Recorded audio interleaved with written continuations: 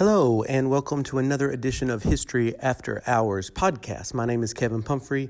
With me, as always, is Mr. Franklin, and also joining us today is Mr. Jeremy Nixon. And we had homecoming today at our school, and so usually on a day like this, when kids' minds are distracted, we do live podcasts in front of our students, and we were able to do this for about 4 different periods.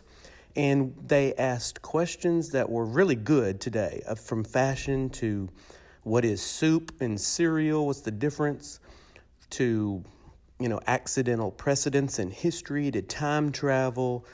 Really just a very eclectic podcast of all sorts of topics. So once again, we are History After Hours. You can find us on most major platforms at this point, and I hope you enjoy this live podcast.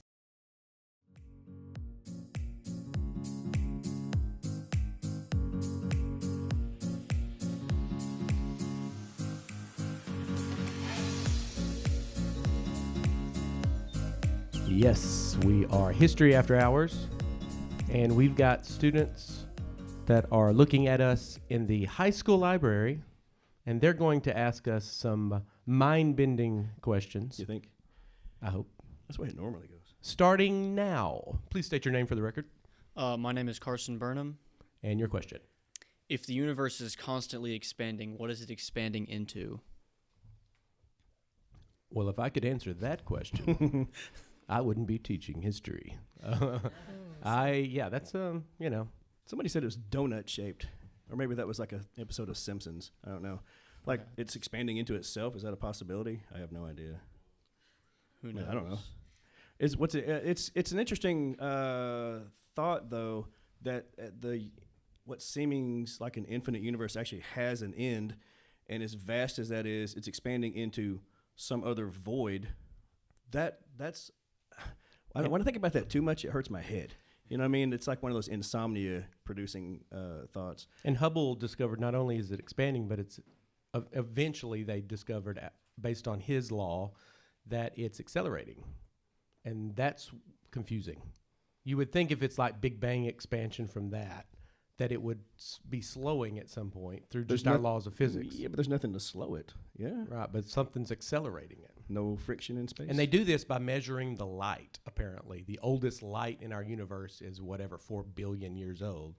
It's still arriving. So it's like, we're looking, they created this thing in Texas.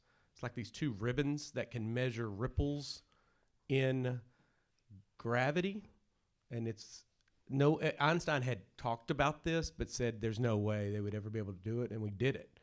And so apparently this gravitational measurement fluxation thing is measuring ripples in space from black holes exploding or colliding. That creates like a ripples in a pond. I just find that it's just weird. I don't even know, I don't know what I'm talking about. I'm putting sentences together. I'm speaking English. These are words, but I don't know what any of it means. It sounds kind of smart, though. I thought you did a good job. I have no idea what I'm talking about. Do you have an opinion on what that might be, Carson? Well, not really. It's just like space is like a void, and so there's nothing there. And so when you think about it, it's like nothing is expanding into something, and that makes no sense. The something that is nothing. Our brains aren't good at infinite thought like this. We're not good. We don't intuit well. Some people are good. Yeah, I'm not good at it. I'm not good at it. Yeah. Well, I'm not either. But I mean, like even humans in general, sometimes our natural intuition fails. It's the whole fold a newspaper thing. That's an easy one. Like if you folded a newspaper in half and then did it again and did that 100 times, how thick would it be? And the correct answer, we all think, I don't know. It would go from here to the moon. Now, our intuition doesn't seem possible. But when you think about it, it's expanding exponentially. I read a thing the other day that talked about the space between atoms, because we're not actually solid objects. That's a weird thing to think about too. That if the Earth's atoms all condensed down and there was no space in between them, the Earth would actually be the size of a baseball.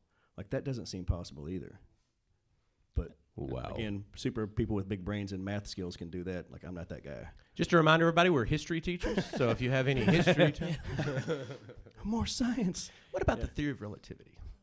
Okay. Thank you for your question. Yeah. Thank you. Next question. My name is Mari Ford. There you go. Given how Elon Musk is currently planning on having commercial space travel, how soon do you think we can actually get settled on Mars? And how do you think that would work out when we do You mean like space tourism or actually living there?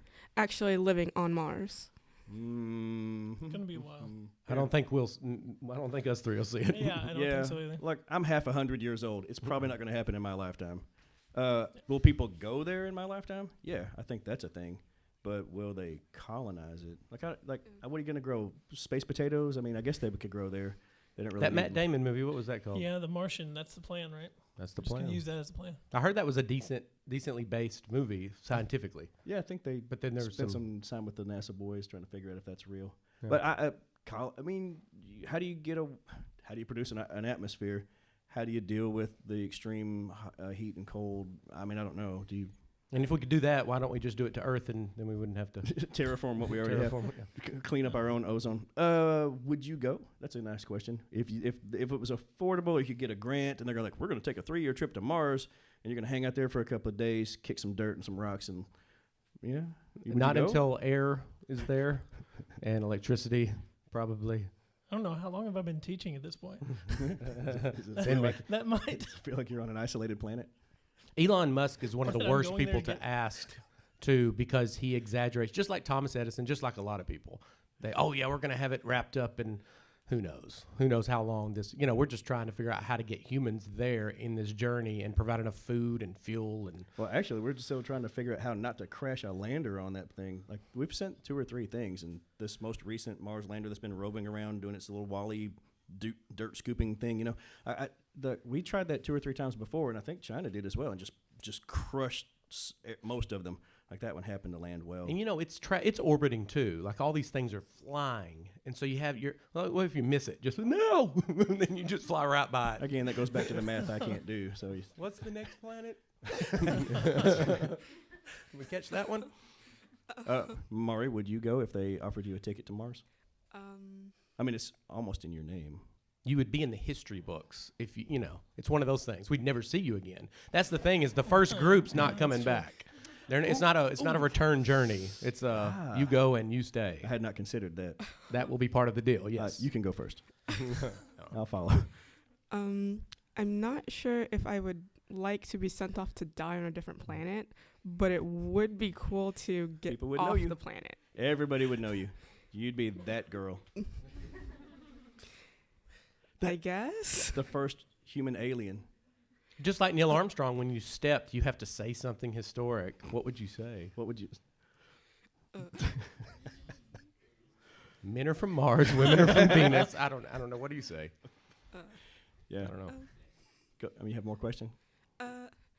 The only other thing I wanted to know is what do you think society would become if we were to be able to colonize Mars and live on it? It might be one of those scenarios where we build new Earth, so to speak, and so old Earth becomes. It's like when they Old split crappy Earth. Here goes my history connection. It's like when they split the Roman Empire, and Western Rome became like it's so sad, and the new Constantinople was the great, and maybe the new Mars is the new Earth, and the new people look down on the old people here because you're not freaking fancy enough to live on this red planet. See, All the rich people go. Until they ruin that one too. Well, it's taken a while to get this one into the state that it is, so maybe that one won't take as long. Because we're We'll good be at it now. better at it, We're yeah. good at it, yeah. All right, All right, awesome. thank you. Uh-oh, here it comes. Okay. Yeah. I'm Haley Yep. Bobber, Okay, and my question is: get closer to the mic. would you consider cereal a soup? No. But it Sorry, has no. solids and liquids in it, like Well, a define soup would. soup. So does the ocean, but that's not. But you don't eat the ocean. You don't eat the ocean. You don't. You don't. You can't say that about everybody. You don't know. Do you eat There the might be ocean? ocean eaters. But when you think about the concept of soup, What is soup? Define soup. Was ist das soups? I mean, a liquid and a solid mixed together that you eat in Fish. a bowl. Something like Fish But is a how- liquid and a solid that we eat. You're a liquid in a a solid. milkshake with a candy bar in it would then become soup. I don't know. That's why I'm asking. Okay, well, tangential question to you then. What's your favorite kiddie cereal? Like, do you have like a? Because some people are like, oh, I like me some Captain Crunch. Other people are like, no, I wouldn't eat that crap ever. So like, what would if you're like going down that path of little kiddom and you're like, my favorite cereal growing up has to be cereal, soup, whatever you Cocoa wanna call it. Pebbles. Cocoa Pebbles Yeah, those are good. turns the milk chocolatey. Mm-hmm. Drink it down at the end. Yeah, But no, I don't drink the milk. not. I also put my milk in first, and then I put my cereal. So then it wouldn't be soup because you said it's How something you dare eat you. and drink, but you don't drink it. Well, you drink the milk when you're eating it with it. Oh, okay. But you don't turn the No. bowl up. Okay. Mm-mm. What was your favorite cereal growing As a up? kid, Captain Crunch. Which I one? was- Just a plain old Just- Captain Crunch Without Yeah. the berries? without the berries. You know they make it kind of just with the berries. It's just berries. It's like crunch berry. No, Oh, it's just the berries, right? I have that at my house. I'm a cereal addict. Oh. And and so I have that. And they also came out with a new one, and it's Sour Patch Kids, and it's absolutely Okay, disgusting. that seems like the worst thing ever. It's like Fruit Loops, but then it has like the sugary sour stuff on them. It's bad. Yeah. And it makes your milk taste like sour. Gee. Why is So America I don't unhealthy? recommend. When I was in high school, into college, I was an athlete. So all I was doing was playing. I used to eat punch bowls full of Apple Jacks. I like the cinnamon, whatever. Okay, I hurt my knee, quit playing, and over the next year and a half, I kept eating those Apple Jacks. I gained 88 pounds. Yeah, I haven't eaten cereal in a decade now. But so if it doesn't apply to everybody. Some people are born thin, and they'll always be thin no matter what. But if you were like me, be careful. What about Pop-Tarts? Yeah. You go down the Pop-Tart path? Not really. You're gonna come in Monday, and there's gonna be a box of Apple Jacks on your I, desk. literally, y'all don't understand. I grew up on a dairy farm, so I loved milk too. But people in the community were saving my mom coupons for Apple Jacks because I was eating one of the family size We need boxes. to help that family out. That boy likes some cereal. Yeah. But I was playing so much it didn't matter. People call you Applejack. Here Yeah. come They should Applejack. have. Here come little Applejack. No. No, yeah, I had a wide range. Some of them that I didn't like were those like, I remember begging my mom for cereal that didn't put toys in them anymore, but when I was a kid, they used to put little toy things in there, like, oh, there's a little helicopter, you can spin it up with and it flies off. And then I was like, oh, I want this thing. I don't remember what it was, but I begged her for this cereal. And she was like, you're not going to eat that. And I'm like, yes, I will, I promise. I promise I will eat it. And then I didn't. And it sat in the cabinet for like 8 years. And, yeah, It's finally amazing you get a box of sugar and you can't sell it to kids enough. So let's put a toy in there Yeah. to get the parents to buy it. Yeah, they to used to feed it not. to They used to not shy away from the word sugar either. Because Oh, yeah, sugar pops. Yeah, it was and like sugar smacks, sugar crisp, sugar coated frosted flakes, whatever. I mean, they were real, forward about it. But now we kind of have to hide it, and then they're still great. I I've frosted never flakes. thought of that. I like. Happy Meals with I the like little. Frosted I like me Flakes. some frosted flakes. I think Yeah. that's my one. Yeah. So, but I still don't soup. Soup to me needs to be warm. Yeah, but I mean, leek soup is cold. So I I guess still that don't know blows the that out. definition of soup except for liquid and solid, and you eat Yeah. it, which could be just about anything we eat. Yeah. Are you looking it up? Yeah, Definition of I soup. am. Okay. I heat up my cereal. You heat like There's a lot of people that heat up cereal. cold cereal. What is wrong with this Well, like, generation? I don't know. That's what I was thinking. I wouldn't consider like maltomeal or cream of wheat. That's not soup. That's like Oatmeal. porridge or something. Porridge. Yeah. Hot cereal. I don't know that we're going to find the answer to this. This will. Oh, I think This I is found more my complicated answer. than the Okay, universe alright. question. What does the infinite internet say? It says a liquid dish typically made by boiling meat, fish, or Oh. vegetables. Oh. Oh, there you go. Okay, that makes it. So- Okay. If you throw So in some then Cocoa no. Pebbles, that would then count. Meat Yeah. in your Cocoa Pebbles. It's just hot juice. Then Maybe tomato It's not soup really actually is porridge.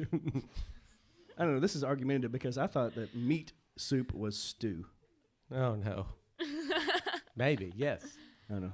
Is chili soup?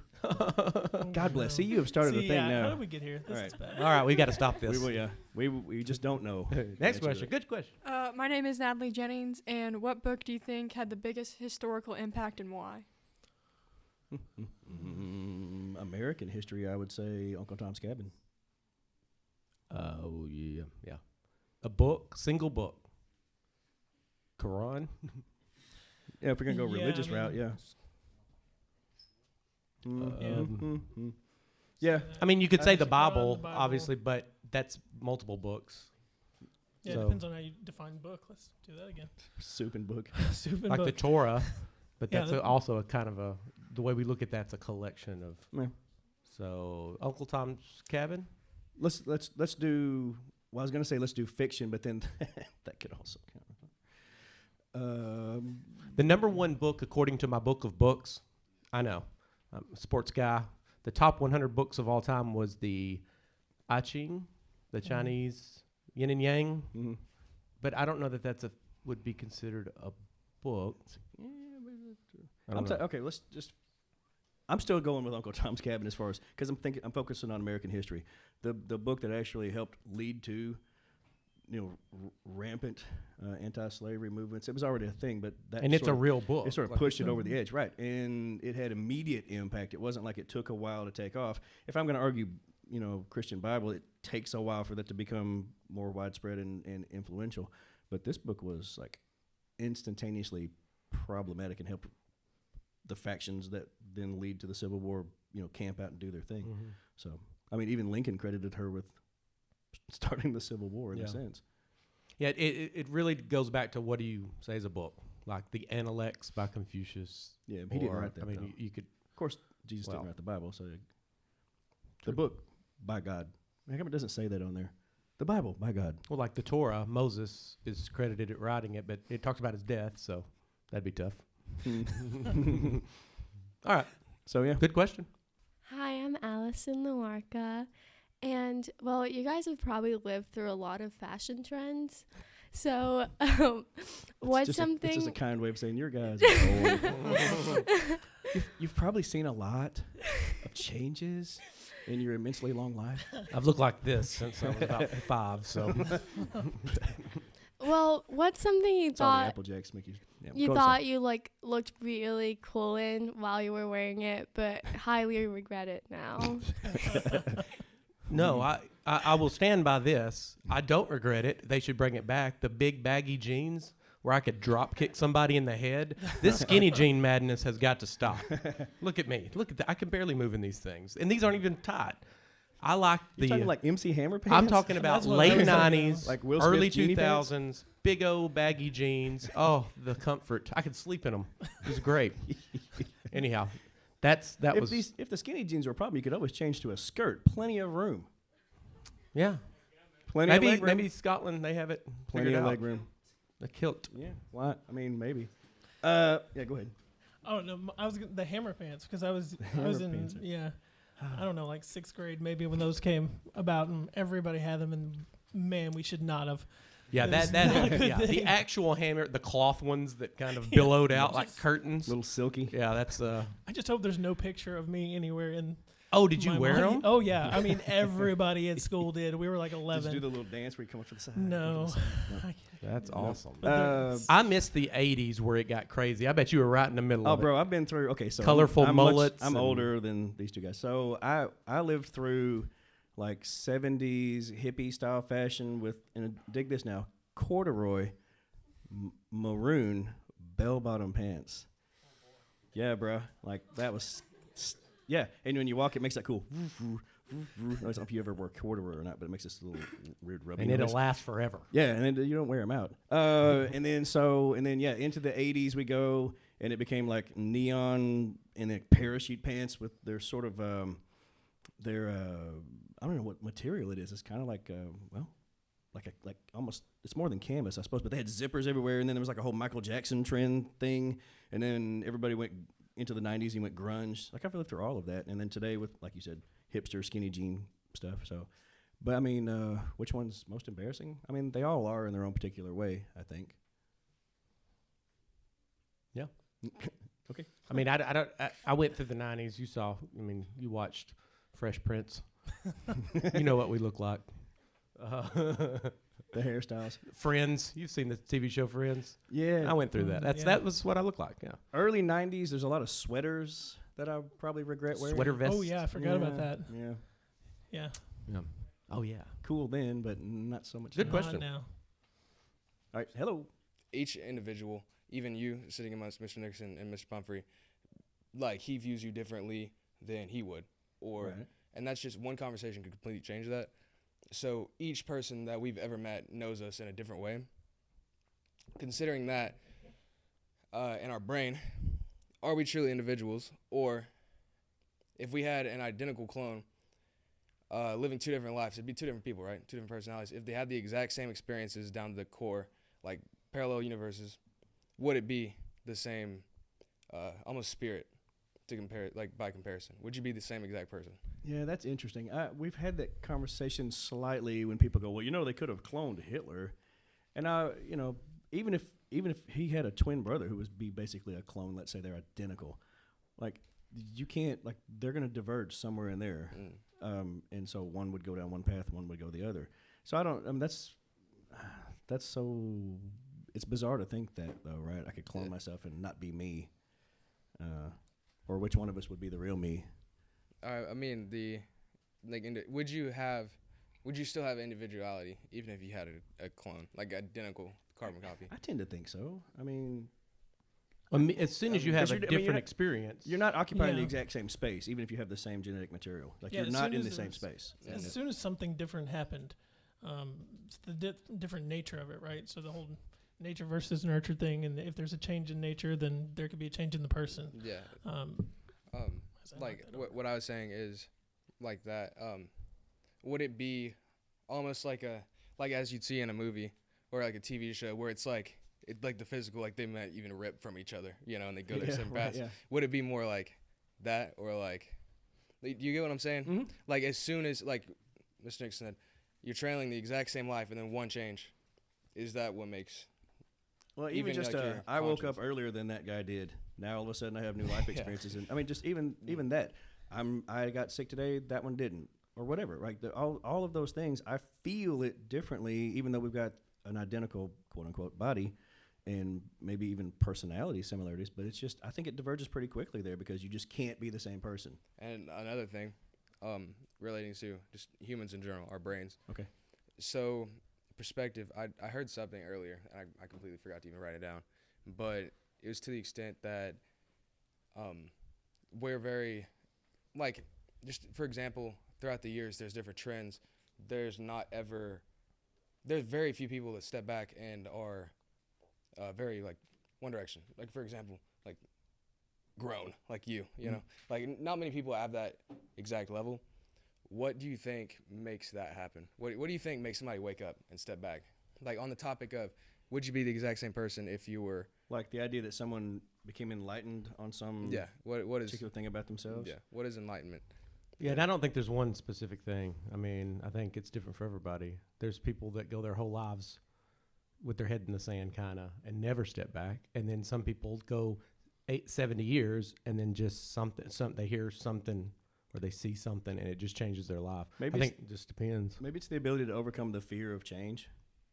I mean, some people won't change direction or change the people that they're around. They have, even if it's not necessarily a good existence that they find themselves in, like the idea that there's a comfort in what you know, and so Yeah, questioning your own beliefs and self-evaluation. like you is can't super grow unless important. you actually challenge that. That's I mean, that's a lot of psychoanalytical thought. But Well, especially if you're talking about change at a fundamental level of something important in your life, you have to admit that first you were wrong. And I think a lot of people have a block on that. I was wrong, and now this needs to change. Most people don't get to the change part because they're stopped at the I can't admit that I was wrong part, if that makes sense. which I think goes back to fear. How does that lessen me to admit that I was wrong about something? I did not do that well. That was a failure, and we don't take any time to celebrate those moments in our lives where we go, that went to hell pretty quickly. What can I learn from it? A lot of people don't do that. They're like, they get mad, or they try to shove that, or they suppress that feeling. And that doesn't change with age. I Not really, no. I'm sure we all three struggle with admitting that we're wrong or that we failed at something. We try to justify it, just like you probably do. You make a D on something and you should have made an A, and you just try. Well, I had to do this and this, and we do that. So it doesn't stop. This is all a process. Do you think that there's a point in time where you get, maybe you're progressing as a person, but then you get to a certain age and then that reverses? Because I know a lot of old people who are like, no change. I hate everybody that's not me. I mean, We live in it seems like Arkansas. older people tend to be angrier for some reason. It's like this weird angst develops again that they had maybe when they were. I think it's the not challenging yourself. I think you get to you're tired, more tired physically. You don't experience new things as much. I think you can get shut down pretty quick. I don't know. So I'll wrap it up. Okay. With a little bit, just to throw a little bit more at you, see if it sticks. So I like to have intellectual conversation with my teachers, like you specifically, Miss Van Meter. And me and Miss Van Meter had this conversation. I don't remember exactly how it went, but it was like stagnicity is what like leads to that angst. Whereas when you just get to that point and you don't question anymore, like if you're not questioning, you're not learning. Becoming stagnant. Yeah. Yeah. And if you're not learning, then you're the same person you were yesterday. You're not any better than you were yesterday. Yeah, I think we've talked about this in class a little bit. I know people who are my age who brag that they've never changed. I'm the same guy I always was. Oh, that's freaking sad. That is a sad thing, which means you stopped learning when you were 18. That means you're a fool. That's why you're I going to brag about that? I also hate when they criticize political people for flip-flopping. Right. They're like, well, you said this 5 years ago, and now you think this. I'm I like, changed good. my mind. Yeah, I new actually information thought that, came in, and I changed my mind. I like that. I like when politicians do that, if it's valid. Yeah, I thought this, then I saw these things, and I reconsidered. That people somehow feel like they can't do that. I don't know. This is the same thing as going back in somebody's Twitter account and finding something from 10 years ago, and then they get in trouble. Yeah, and I'm like, this is not the same person. This is go back in a time machine 10 years ago and then argue with them. Who was the guy that got in trouble when he was saying, he couldn't host the Oscars? What was his name? Kevin Hart? Yeah, Kevin Hart. Yeah. Like he said something years and years ago that now he regrets, and yet he can't apologize for that because people won't let him. It was like, I was an idiot. I said that, but it didn't. Now I don't think that way. But it's too late. I mean, people just judge you based on whatever the last dumbass thing you did, I guess. And that's it for you. Sorry. End of your existence. Yeah, that's it for me, by the way. Okay, all right. Thank you. Good job. When did Mr. Pumphrey break ankles? Because I want to hear that. Well, it's a long time ago, many, many moons ago. All right, next question. That's a story for another time. Okay, hello. Hi, I'm Tatum Hammett, and my question is, if we had a huge technological advancement and created a time machine, what point of time would you travel to and why? I love time travel questions. Yeah. I wouldn't want to live there long, wherever we go back to, even the 80s. No offense. You just want to see it. It's your golden years. Sorry. It's all I have good. no idea. I mean, I want to see the big stuff. I would go like the George Washington signing of the Declaration, that kind of thing. If you go back much further, you're talking about, the Mongols getting your head cut. It just depends on where you land. Praying for the best. So. You just hover over the scene. You don't necessarily have to land, maybe. Okay, that's better. I don't want to live amongst them. Or what if it Why is your teeth so white? Are they So not why do you have teeth? I know. What if it was not a physical journey for you, but you could actually sort of tune into that moment and see it on like a monitor or some sort of hologram?